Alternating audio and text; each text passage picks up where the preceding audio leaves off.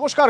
কলকাতা নিয়ে আমি অতনু রয়েছে আপনার সঙ্গে এবং কলকাতার শুরুতে সিংহাসনে মহাসংগ্রামের খবরে নজর রাখতেই হবে। একরকম বলা যেতে পারে যে পদ্মে আবার নোটের চোট। তার কারণ আগে ভারতী ঘোষ লক্ষাধিক টাকা তার গাড়ি থেকে পাওয়া গিয়েছিল। এবার রাজ্য বিজেপির সভাপতি দিলীপ ঘোষের আত্মসহায়ক এবং তার সঙ্গী গ্রেপ্তার 1 কোটি টাকা নিয়ে। যদিও দিলীপ ঘোষের দাবি যে এখন আর তিনি তার আত্মসহায়ক নেই।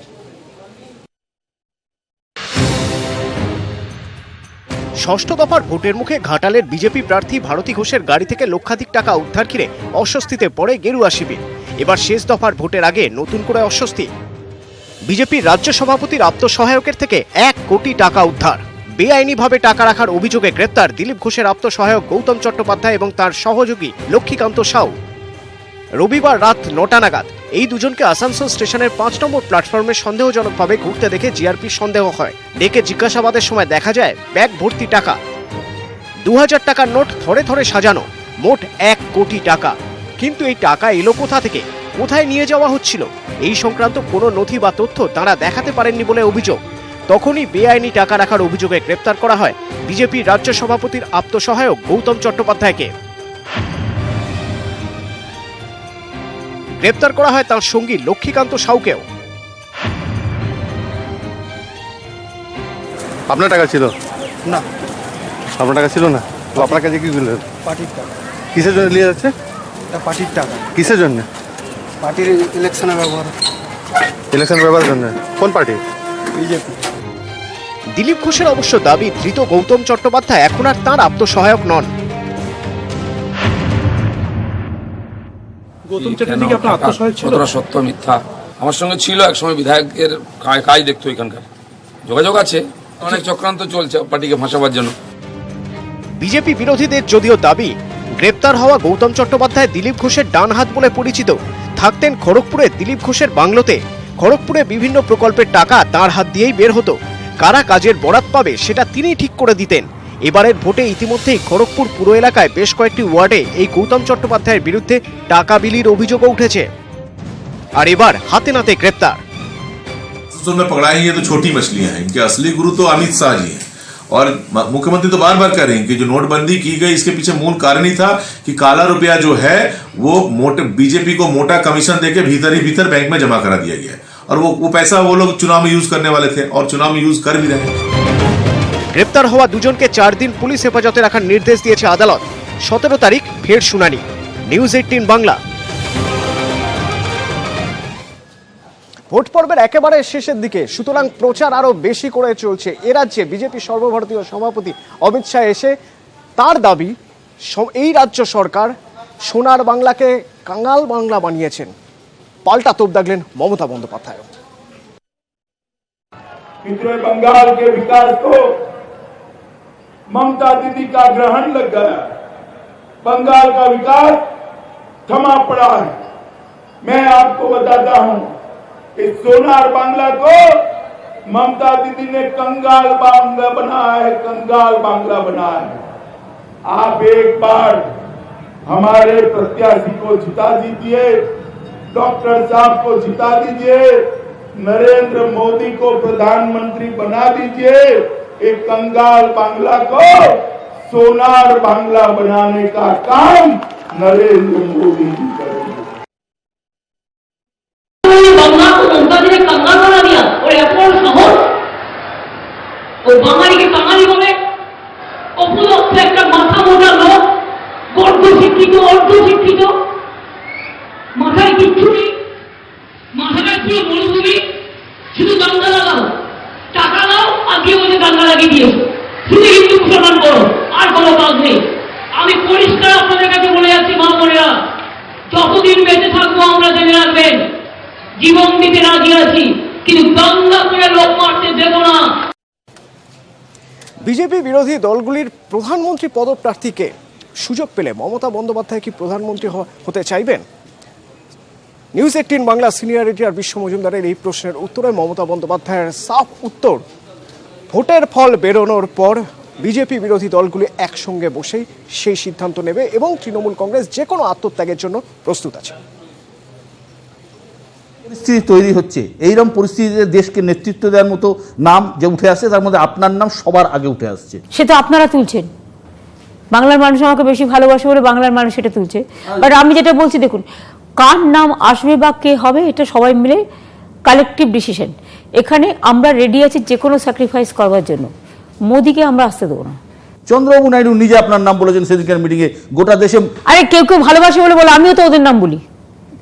এটা নিয়ে এত গুরুত্ব দেবেন না, তার কারণ হচ্ছে লেটেস্ট ফর্ম এ স্টেবল গভর্নমেন্ট। আমি স্টেবল গভর্নমেন্টের পক্ষে, এবং স্টেবল গভর্নমেন্ট এমনভাবে করতে হবে যারা দেশকে চেনে, দেশের ক্যারেক্টারটা জানে, দেশের অর্থনীতি বোঝে, দেশের রাজ্যগুলোকে বোঝে, দেশের সাম্প্রদায়িক সম্প্রীতিটাকে বোঝে, সব মানুষকে নিয়ে চলার ক্ষমতা রাখে, সেরকম লোকের হওয়া উচিত। বিজেপি গভর্নমেন্টে আসছে না, এটা একদম সূর্যের আলোর মতো ক্লিয়ার হয়ে গেছে। এইরকম পরিস্থিতিতে দেশকে নেতৃত্ব দেওয়ার মতো নাম যে উঠে আসছে, তার মধ্যে আপনার নাম সবার আগে উঠে আসছে। এখানে আমরা রেডি আছি যে কোনো স্যাক্রিফাইস করবার জন্য, মোদিকে আমরা আসতে দেবো না।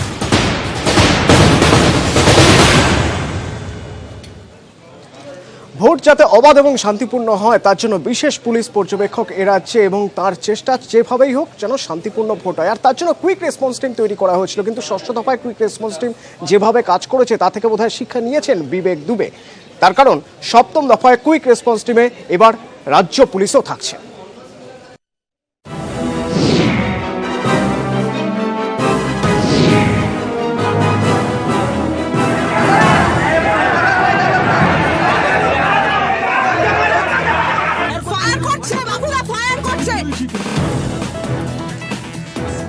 বিরোধীদের অভিযোগে গুরুত্ব দিয়ে রবিবার ষষ্ঠ দফার ভোটে বিশেষ কৌশল নেন বিশেষ পুলিশ পর্যবেক্ষক বিবেক দুবে। কুইক রেসপন্স টিমে ব্যাপ্ত রাখা হয় রাজ্য পুলিশকে। নেতৃত্বে ছিলেন কেন্দ্রীয় বাহিনীর অফিসার, কিন্তু বেলা গড়াতেই কার্যত মাঠে মারা যায় সেই পরিকল্পনা।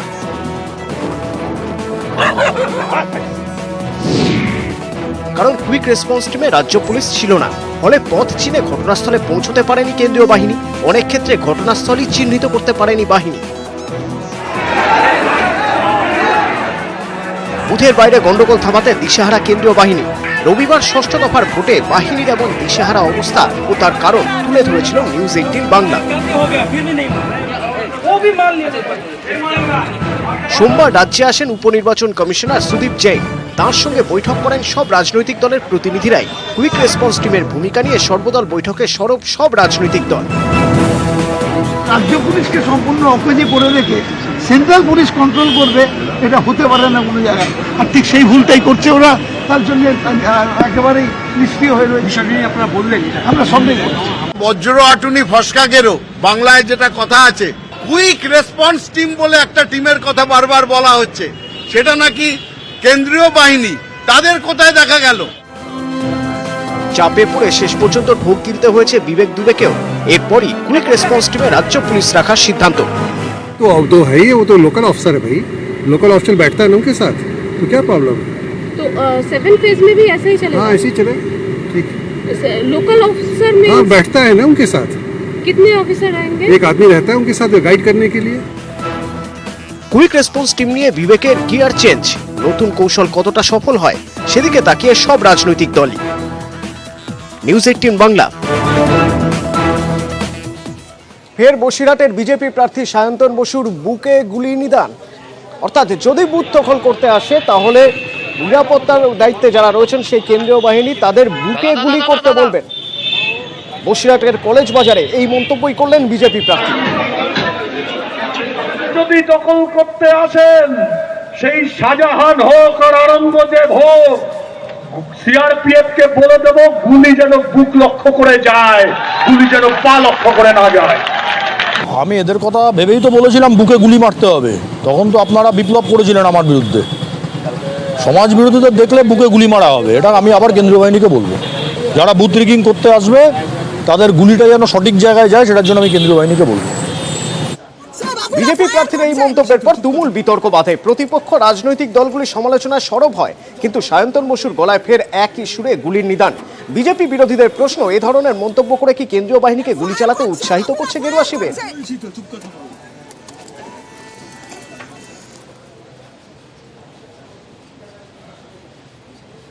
ঘাটালের সবংয়ে আহত হন 2 জন। 5 জায়গায় কেন্দ্রীয় বাহিনী গুলি চালায়, তার মধ্যে ঘাটালে আহত হন 2 জন। ঘাটাল দোগাছিয়ায় আহত হন 1 জন। বিষ্ণুপুরের কলা বাগানে শূন্যে গুলি ছোড়ে কেন্দ্রীয় বাহিনী।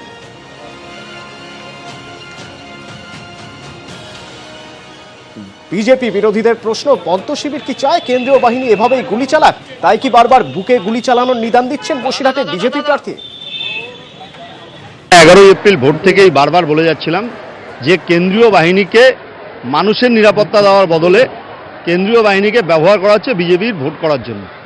এই বাংলার মানুষ তারা কিন্তু সব দেখছে মুখ বুঝে, এবং ভোটের বাক্সের প্রতিফলন হবে 42-42 হবে তৃণমূলের। এটা সায়ন্তন বিশু না, এটা নরেন্দ্র মোদী, অমিত শাহ তাদের প্রত্যক্ষ মদতেই এই ধরনের ঘটনা ঘটছে, এবং তাদেরই প্রত্যক্ষভাবে উস্কানিতেই এই বিভিন্নভাবে এরা এই কাজ করে যাচ্ছে। নিজের নিজের কেন্দ্রে ভোট মিটে যাওয়ার পরে কি করছেন ভোট প্রার্থীরা, অর্থাৎ বিভিন্ন রাজনৈতিক দলের প্রার্থীরা? কাজের চাপ রয়েছে কিন্তু কিছুটা হালকা মুডে, ঠিক যেমন পাওয়া গেল মেদিনীপুরের দুই প্রার্থীকে, দিলীপ ঘোষকে এবং পাওয়া গেল মানস ভূঁইয়াকে।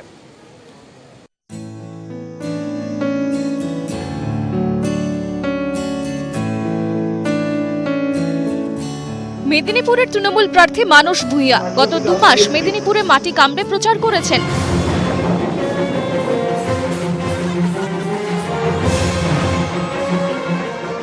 তার কেন্দ্রে ভোট মিটেছে।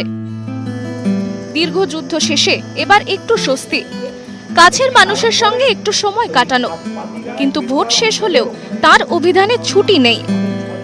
আজকে কি একটু রিল্যাক্স? না, রিল্যাক্সেশনের কোনো জায়গা নেই যুদ্ধে। এই যুদ্ধ তো আর তরবারি নিয়ে, বন্দুক নিয়ে, গোলাগুলি নিয়ে যুদ্ধ নয়। এই যুদ্ধটা গণতন্ত্রের পূর্ণ মন্দিরের উপাসনার যুদ্ধ, মানুষকে নমস্কার জানিয়ে তার শুভেচ্ছা আশীর্বাদ নেওয়ার। তাই যতক্ষণ না ফল বেরোয় ততক্ষণ এই যুদ্ধ জারি থাকবে।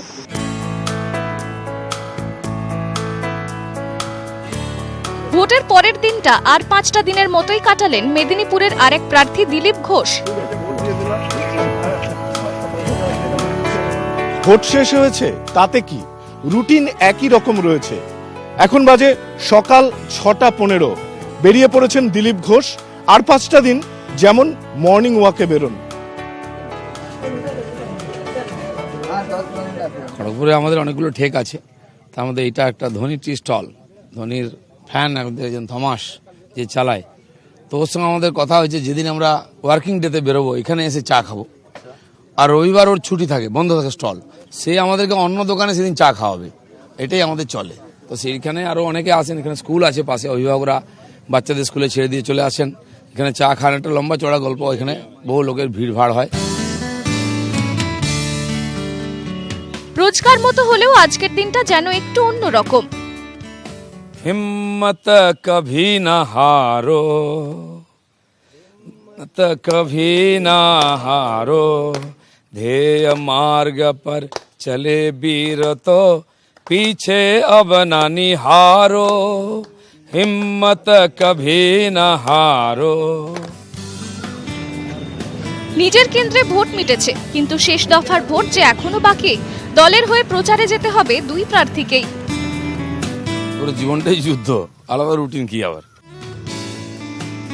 রাজনীতিতে ছুটি বলে কিছু হয় না, যুদ্ধ চলছে চলছে চলছে, জীবনটাই তো যুদ্ধ। ক্যামেরায় সৌমেন দাসের সঙ্গে সৌরভ গুহর রিপোর্ট, নিউজ 18 বাংলা। ষষ্ঠ দফার ভোট গ্রহণে সবচেয়ে বেশি আলোচনা চলল যাকে নিয়ে, ঘাটালের বিজেপি প্রার্থী। সেই ঘাটালের বিজেপি প্রার্থী ভারতী ঘোষ কি করলেন ভোটের পরের দিন? একটু বেলা করে ঘুম থেকে উঠলেন, কিন্তু তারপর থেকে সতর্ক থাকলেন। একেবারে চলে গেলেন ঘাটাল লোকসভা কেন্দ্রের স্ট্রং রুমে, এবং স্ট্রং রুম সিল করা পর্যন্ত সঙ্গীকে নিয়ে ঠায় দাঁড়িয়ে থাকলেন। সোমবার সকাল থেকে ব্যস্ততা কমেনি বিজেপি প্রার্থী ভারতী ঘোষের। যদি ভোট তো মিটে গেছে, তারপরে কালকে রাত, আজকে সকাল থেকে, কিন্তু ব্যস্ততা কি কমলো? কমেনি। এই যে আজকে এসছি স্ক্রুটিনি দেখতে, তারপর আরো কিছু কাজ আছে, চলছে। এইভাবে এসে যখন স্ট্রং রুম সিল হয় ওটা থাকেনও না, ব্যতিক্রমী আর একটা জায়গা রাখার চেষ্টা করছেন নাকি? ব্যতিক্রমী জায়গা নয়, আমি পুরো সিস্টেমটাকে বোঝার চেষ্টা করছি। এত কিছু চিন্তা ভাবনা করি, লাস্টেই আমি ভাবছি যে আমি হয়তো ভবিষ্যতে সব কিছু দেখার পরে হয়তো কোনো অল্টারনেটিভ রেমেডি আমরা বার করতে পারবো।